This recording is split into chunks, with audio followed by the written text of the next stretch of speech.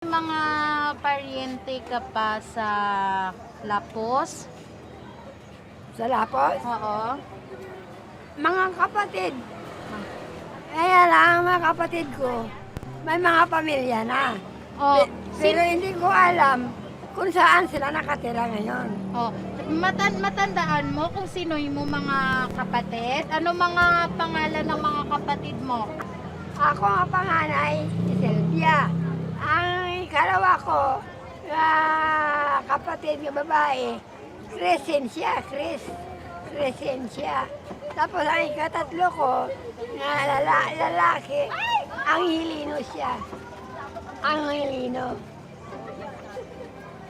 Tapos, may si Helna, may si Belinda, yun lang. Nang makakuha ng inisyal na impormasyon tungkol sa pamilya ni Lola Ibiang sa Iloilo, sinuyod na ng resibo ang social media at sa aming pagtatanong sa Barangay Libertad Lapus sa Iloilo City, may nagpadala sa amin ng mensahe. Pwede mo mapangalanan kung sino ang anong mga utod? Si Manay Sylvia, si Kisey, si Morito, si Elna, si Hilda, ako. Siya na nga kaya ang matagal nang hinahanap na kapatid ni Lola Ibiang. Idinulog ng resibo ang sitwasyon ni Lola Ibiang sa City Social Welfare Development Office o CSWDO ng Caloocan City. Nang malaman ang kalagayan ni Lola Ibiang, pinuntahan ng ilang opisyal ang palengke. Yan.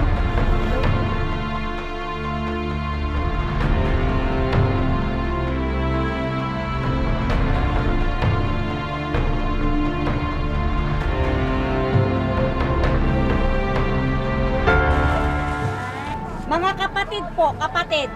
Mga kapatid, may mga asawa na pero hindi ko alam kung Ay, wala dito. wala nga. Ako lang eh. Wala ka ng contact. Wala. Sa kanilang initial assessment, wala sa Caloocan City ang kanyang malalapit na kamag-anak. Dahil dito, napagpasyahan ng CSWDO na alisin na si Lola sa kanyang barong-barong at ilipat sa mas maayos na tahanan. Minabuti na rin na mapatignan ang kalusugan ni Lola Ibiang.